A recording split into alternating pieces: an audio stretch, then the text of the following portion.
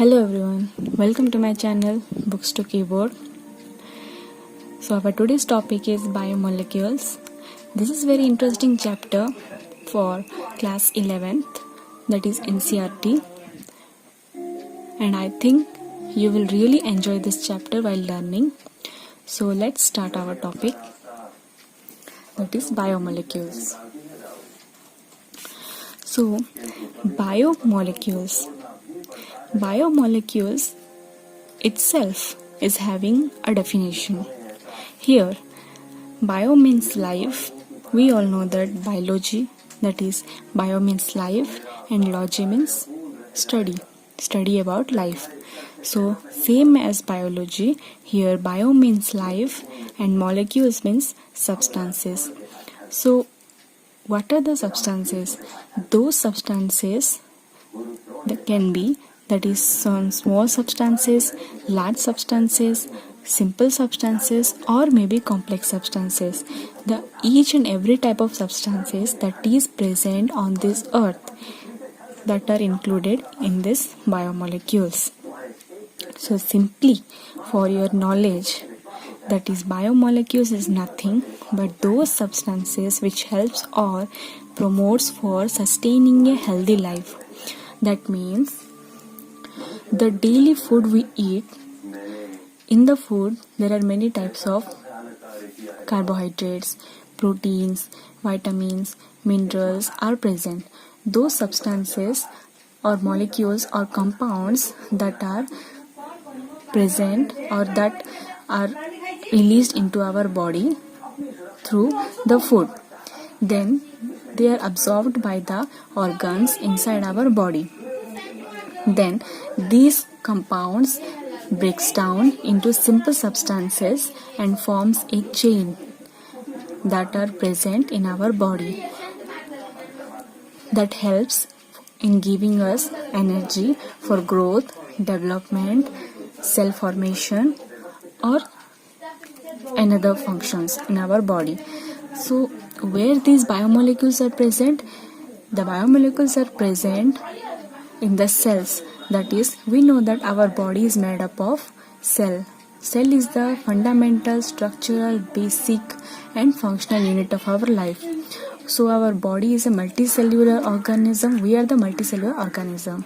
So from the feet to head, all the body parts are made up of cell.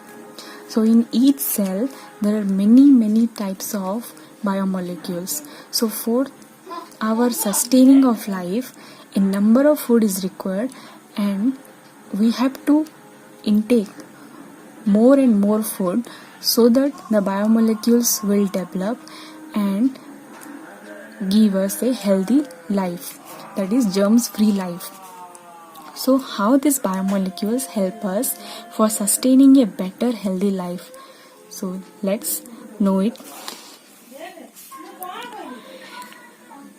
Molecules present in the living organism are known as biomolecules. What is biomolecules? The molecules present in the living organism. Living organism means we are the living organisms, that is the human beings, animals and plants. We are the living organisms. Inside our body, molecules are present. Those molecules are known as biomolecules. The collection or sum total of different types of biomolecules, compounds and ions present in the cell is called a cellular pool. That means inside a cell there are collection of biomolecules, many type of compounds and also ions, that is sodium ion, calcium ion, that are required for the salt formation or saltation in our body. Those are known as cellular pool. So, biomolecules are two types, that is inorganic and organic. Here you can see that biomolecules are two types, that is inorganic and organic. So, what are those inorganic biomolecules? Inorganic biomolecules of cellular pool are containing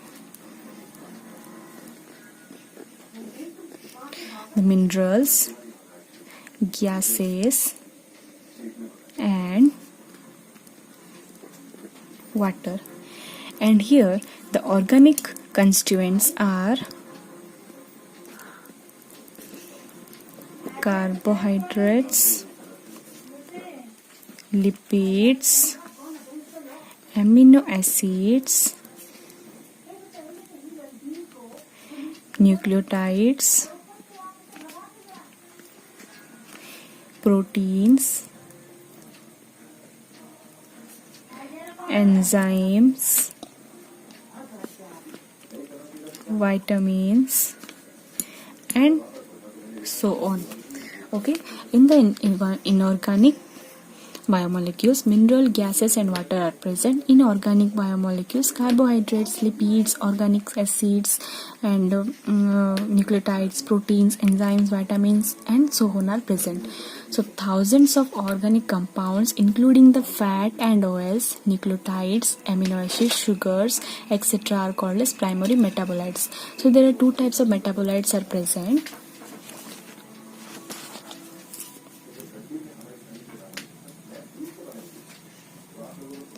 Metabolites. There are two types of metabolites are present, that is primary, another one is secondary. The primary metabolites are those organic compounds that includes fats and oils. Fat, oils, nucleotides, amino acids, and sugars or etc. While the secondary metabolites constitutes the plants, rubber, essential oils, antibiotics, colored pigments, scents, gums, spices. All these are secondary metabolites. These secondary metabolites are useful for human welfare. Okay, that means rubber, drugs, spices. Rubber, as we use rubber that is extracted from the plant, then drugs, that is medicines that are used for us, then spices as we use daily at our homes for spicy flavors, and scents that is used in our body for fumes, etc., and pigments that is present in the plants. So these all are used for the human welfare.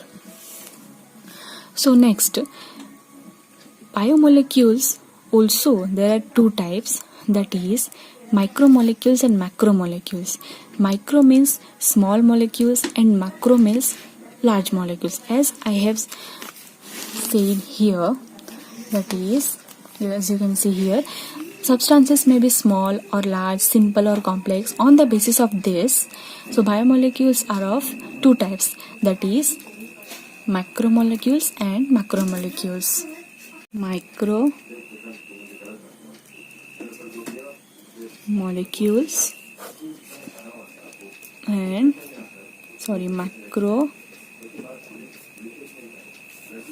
macromolecules. Okay, so what are micromolecules? Chemical compounds that are found in living organisms are of two types, that is micromolecules and macromolecules. Those have molecular weights less than 1000 Dalton are usually referred to as macromolecules.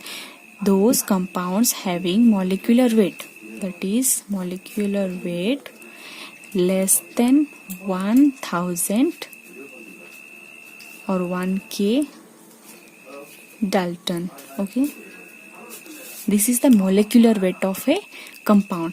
The compound having molecular weight less than 1000 Dalton, those are referred to as micromolecules, or simply we can say simply biomolecules.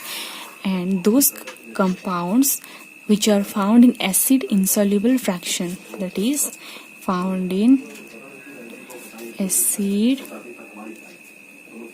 insoluble fractions, those are known as macromolecules or biomacromolecules. Okay, this is all about the some types of biomolecules and metabolites. You have got idea.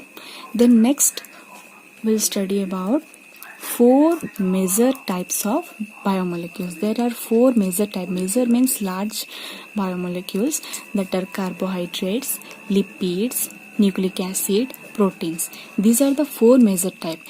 Other biomolecules are also present, but generally we refer these four types of biomolecules. So first our topic is to study proteins and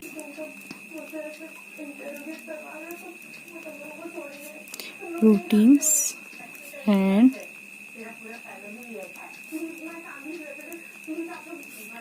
amino acids. Okay. So proteins and amino acids. Proteins are the most abundant biological macromolecules. What are these? Biological macromolecules. Okay. These occurs in cells and all parts of the cells. They occurs in where? In cells and all parts of cells. These are heteropolyc macromolecules having one or more polypeptides. These are what? Heteropolymeric macromolecules. Heteropolymeric means these are linked with many types of small chains or amino acids. Okay. So they are linear chains of amino acid linked by polypeptide bonds. They are linear chains of amino acids linked by peptide bonds. Usually the molecules that are formed inside our body are binded with a type of bonds that are known as peptide bonds. Okay. So amino acids are the linear chains of proteins are the linear chains of amino acids. Those are linked with the peptide bonds. So in our body, organism consists of 20 types of amino acids are present. That is 20 types of amino acids are present in our body that are covalently linked by the peptide bonds. Amino acid condense to produce peptides. First of all, how these peptide bonds are formed?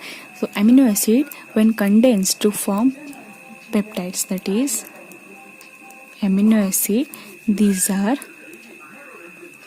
condensed to form peptides, and these peptides are linked through a bond. These peptides, these are the peptides. Okay. This is raw diagram. These are the peptides. These peptides are linked through a bond, and these bonds are known as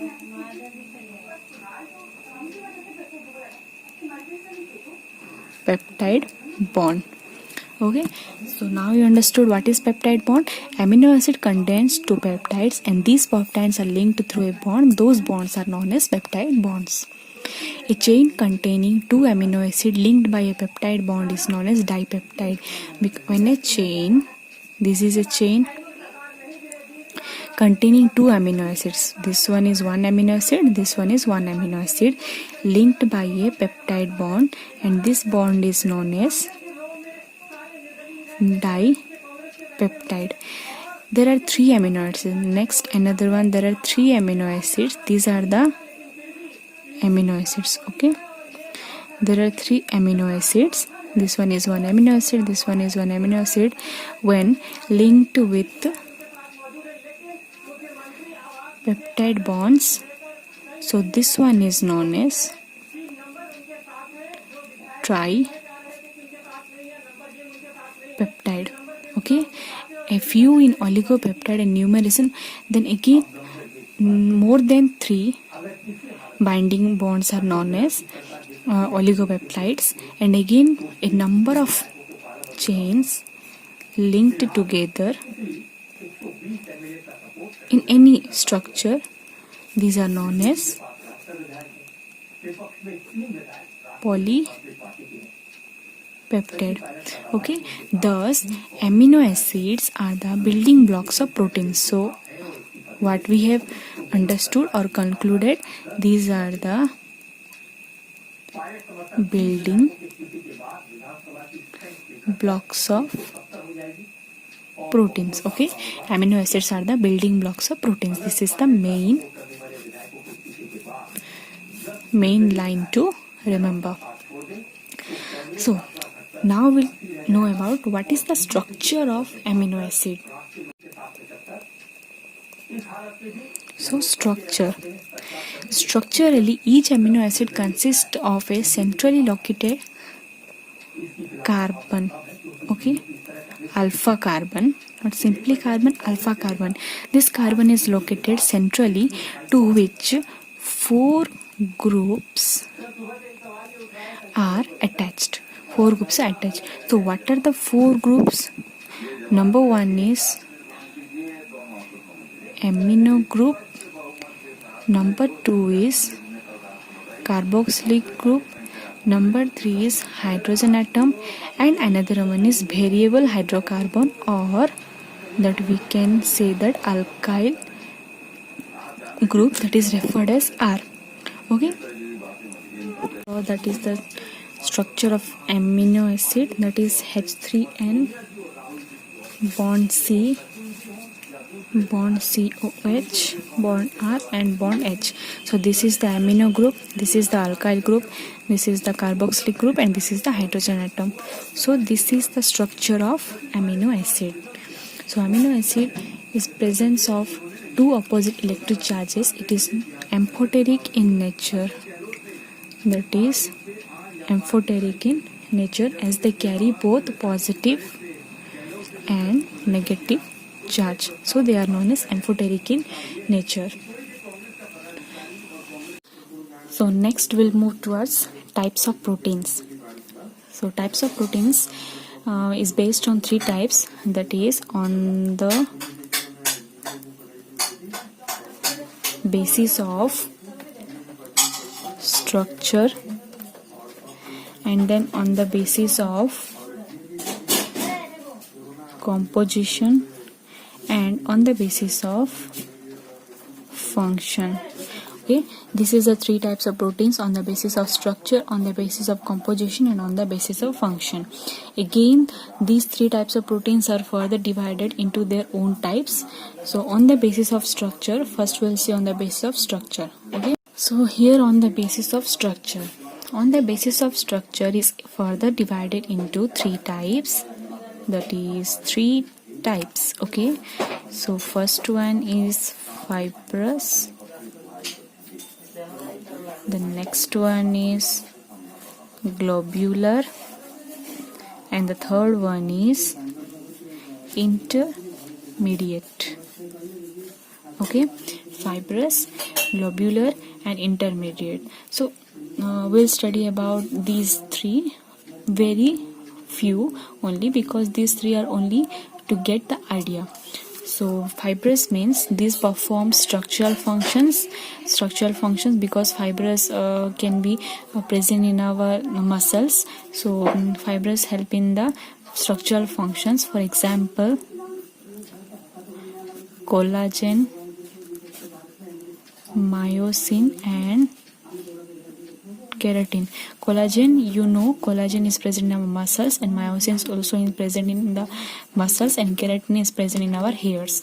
Okay, then globular forms the enzymes, antibodies, and some hormones. Globular forms the enzymes, antibodies, and some hormones. Example can be insulin. Okay, the next intermediate forms the insoluble fibrin when blood clots. This one when our body in our body, when something our skin gets injured, then bleeding comes out, but you will see after some time the blood stops bleeding. So this is due to the clotting of blood, because the fibrous present in that is the fibrin helps in the stopping of the excessive bleeding. Otherwise excessive bleeding can cause the death of our life. Okay, so intermediate forms the insoluble fibrin when blood clots. Example can be fibrinogen. So this is about the 3 types on the basis of structure. The next we'll move towards on the basis of composition. On the basis of composition is again divided into 3 types, that is simple proteins. simple proteins. The next is conjugated proteins. Conjugated proteins, and the third one is derived proteins. Okay, so the simple proteins are the protamines or protamines. Okay, we can say protamines, which are rich in arginine. Okay, so and these occurs only in plants, and the conjugated proteins are the nucleoproteins, DNA, RNA, and found in the membrane structure. The derived proteins are obtained from the proteins as a result of action of some chemical reagent, that can be heat, enzyme, etc. So derived the word means something that is derived from other. Okay, so derived proteins are obtained from the proteins as a result of action certain chemical reagent, means something action occurs due to the chemical actions and gives some result, that is the derived proteins. Example, heat, enzyme, etc. So the simple proteins are also can be an example like albumin, globulin, histones, scleroproteins, proalamines. These are the example of simple proteins. Then glutenins means phosphoproteins. Glutamines. Conjugated proteins means phosphoproteins, glycoproteins, chromoprotein, then flavoprotein. Okay, so these are the example of conjugated protein and simple proteins. The next we'll move towards on the basis of function. So on the basis of function, there are 8 types. That is, number 1 is structural, then enzymes, then hormones, respiratory pigment. I have shortly written here, but I am telling you that is respiratory pigments. Then next is transport, then next protective, another one, last one is contractile. Okay, so these are the types of proteins on the basis of their function. So proteins forms in the structural function as collagen, keratin, elastin. These are the structural proteins. Enzymes can be trypsin, glutamine synthetase, etc. Then hormones we know are known to it, that is insulin, glucagon, ACTH. Then respiratory pigments can be hemoglobin, myoglobin. These are help in the formation of the these help in the passing of the oxygen, and also these are present in our blood for the color of the blood. Then transport means serum, albumin, and protective is antibodies, fibrinogen, thrombin. Antibodies are present for protecting us from the foreign particles. Fibrinogen helps in the clotting of the blood, and thrombin also help in the clotting of the blood. Then contractile means myosin and actin. These help in the contraction of the muscles. So contractile proteins help in the contraction of the muscles. So this is all about the types of the proteins. Okay. The next we'll move to our structure of the proteins. So next is structure of proteins. So basically there are 4 types of structure of proteins, that is primary, secondary, tertiary, and quaternary. Primary, secondary, tertiary, and quaternary structures. So there are 4 types of structure of the proteins. So here the first one is primary structure. The primary structure is the sequence of amino acid that are linked by the peptide bonds. Sequence of amino acid, that is this one, the amino group. Okay, so these are the amino group. These are linked by the peptide bonds. So before I have told what is the peptide bonds. So these are the peptide bonds. Okay, so these are linked with the amino acids.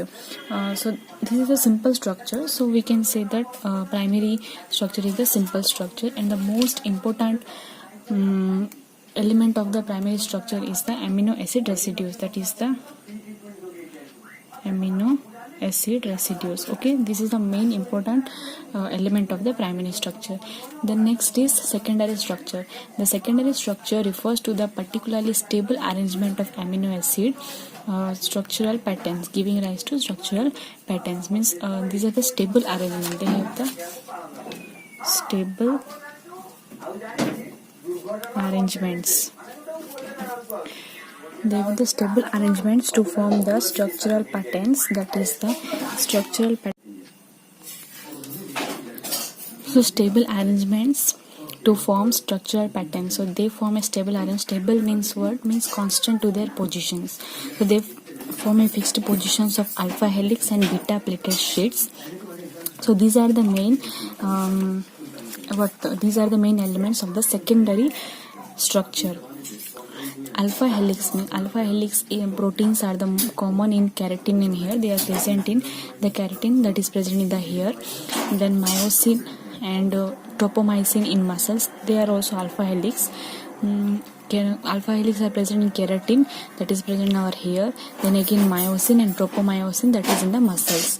The helical structure serve as a mechanical role in the form of stiff bundles of fibers. So this secondary structure of the proteins help in the stiff bundles of fibers, that is in our muscles, for the contraction of the muscles and relaxation of the muscles.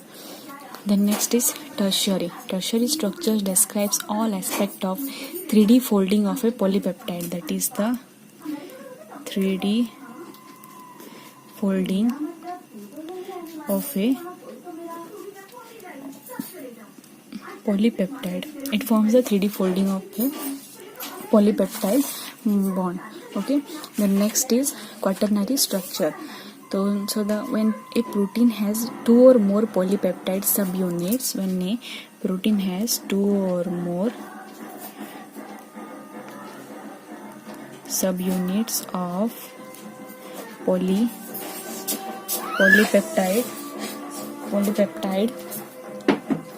their arrangement in the space is referred to as quaternary structure. Means simply we can understand that quaternary structure is the arrangement of two or more subunit of polypeptides. So okay, so best example can be hemoglobin. Hemoglobin is having the quaternary structure, that is it is having 4 chains of peptide, that is having 4 peptide chains of 2 pairs, that is alpha square and beta square. That's why they are called as quaternary structure. So our first major type, that is the protein and amino acid, is over, and I have described you about its about its structure and about its types. And how the carbon is linked to 4 groups, that is the amino group and alkyl group and hydrogen group and carboxylic group. And mainly the proteins are forms the building blocks of that is the building blocks of the proteins is mainly, that is the amino acid. So we learned that the building blocks of our body is the proteins. Automatically that is the protein which help in the building blocks of our body. So next we'll move towards carbohydrates. So our next major type of biomolecule is carbohydrate. Carbohydrates are the hydrates of carbon. These are the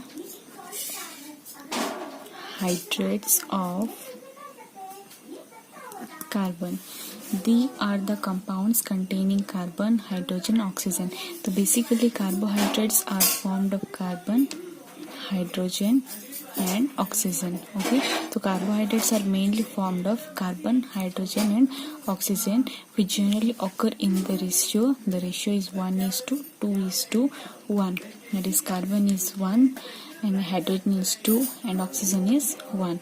Basically they are forming in this ratio. So they are also called as saccharides. Carbohydrates are also called as saccharides. You've already heard that saccharides, or you know that sugar is having the carbohydrates. Okay, then because carbohydrates is mostly containing the sugar part, so that's why carbohydrates also known as saccharides. Then next, the most important carbohydrate occurring in animal is glucose and in plant is starch. In animals, carbohydrate is glucose, while in plants the main important carbohydrate forming is starch. So there are two types of carbohydrate in animals, that is the glucose, and in plants that is the starch. So basically the carbohydrates also broadly classified into three groups, that is monosaccharides, then next is oligosaccharides. Oligosaccharides is also known as disaccharides. Then next is polysaccharides. Okay, so these are the three types of carbohydrates. So first we'll see monosaccharides.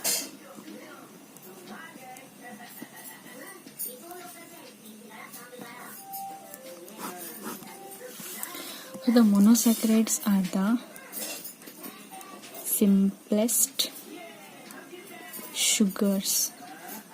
Monosaccharides means simplest sugars, or can we say that monomers. Monosaccharides are the monomers which cannot be hydrolyzed further into smaller quantities.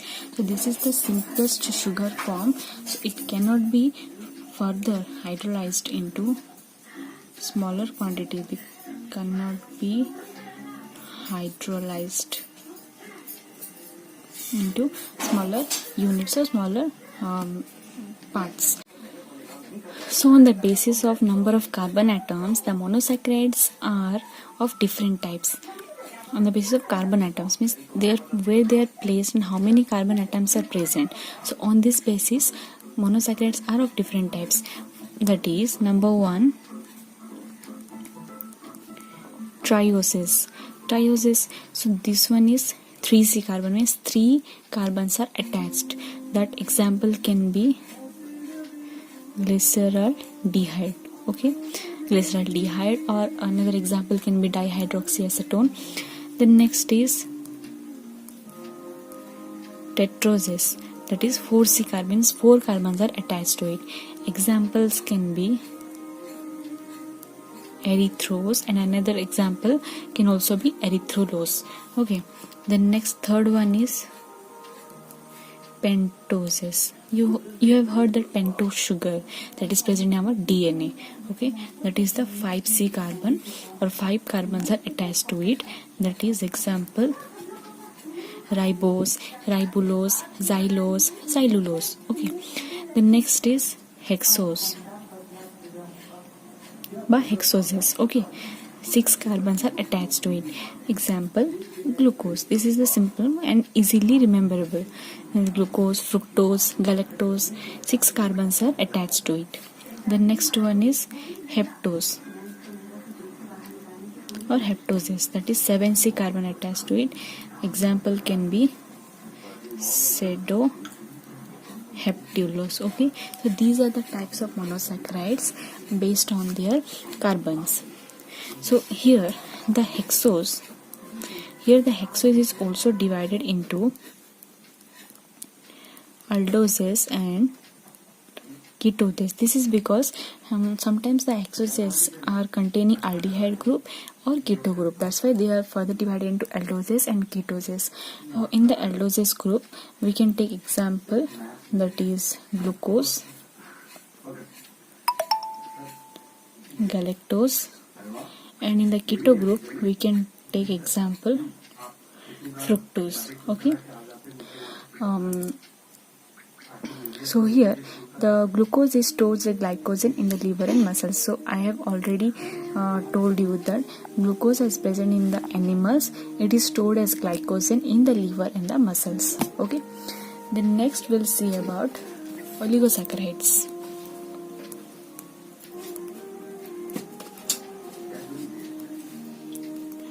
Okay, and oligosaccharides is also known as disaccharides, and oligosaccharides are formed by the condensation of 2 to 9 monosaccharides units. 2 to 9 monosaccharides unit. Okay, monosaccharide, because monosaccharide is the simple form, and then 2 to 9 units of monosaccharides, they combines and form oligosaccharides. They are the crystalline oligosaccharides or disaccharides, are crystalline in nature and sweet in taste and are readily soluble in water. Okay, they have the soluble nature that can be easily soluble in water. So then the common oligosaccharides or disaccharides are sucrose, maltose,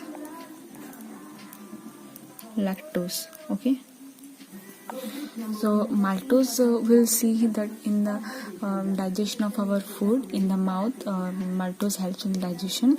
Then lactose we'll see in the milk. Okay, and sucrose we can find in the sugars. And next we'll move towards oligosaccharides. Next we'll see was polysaccharides. Polysaccharides are the complex carbohydrates. These are the complex carbohydrates that are formed by the condensation of a number of monosaccharides. So we can say more than 10. So in the oligosaccharides we have seen that 2 to 9 monosaccharide units are condensed and forms oligosaccharides or disaccharides. In the polysaccharides more than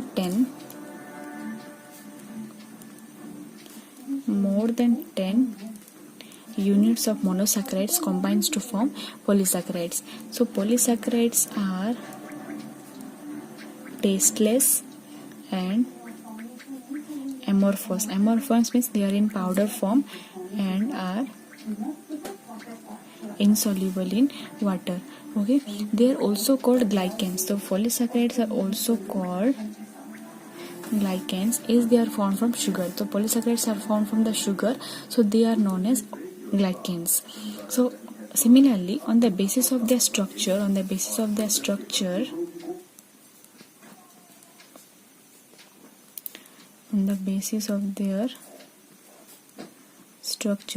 polysaccharides are of two types, that is homopolysaccharides and heteropolysaccharides.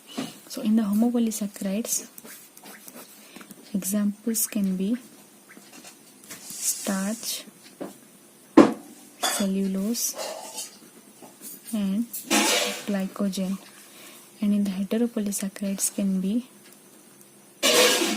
chitin, pectin and hemicellulose.